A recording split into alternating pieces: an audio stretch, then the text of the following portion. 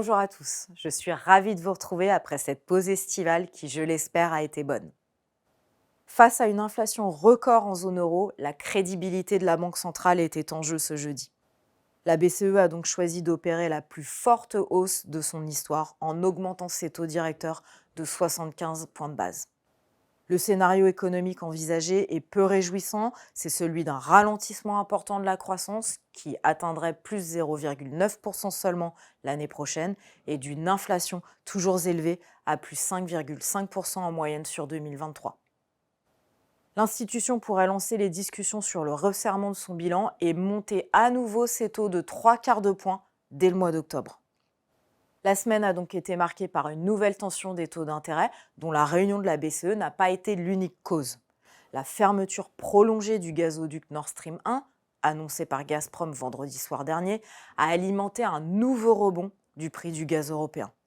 Le message est passé et tout le monde a bien compris que c'était une réponse du Kremlin aux velléités de plafonnement des prix voulues par la Commission européenne. Dans ce contexte, les gouvernements renforcent leur soutien budgétaire aux ménages et aux entreprises. L'Allemagne a ainsi annoncé le week-end dernier un paquet de mesures pour un montant total de 65 milliards d'euros, soit presque 2% de son PIB. Au Royaume-Uni, la nouvelle première ministre, Liz Truss, a dévoilé un plan très généreux de 172 milliards d'euros visant notamment à bloquer les factures énergétiques des ménages. Du côté des États-Unis, la publication pour le mois d'août de l'indice d'activité ISM non manufacturier, sorti largement au-dessus des attentes, a montré la bonne résistance de l'économie américaine.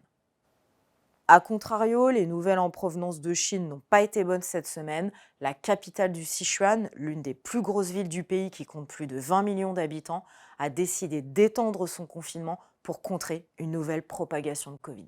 Au final, cette semaine, pénalisé notamment par sa problématique énergétique, le marché européen actions termine nettement en retrait par rapport à son homologue américain qui réalise plus 2% à jeudi soir.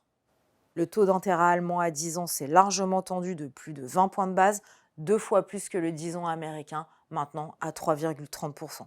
Je vous souhaite à tous un excellent week-end.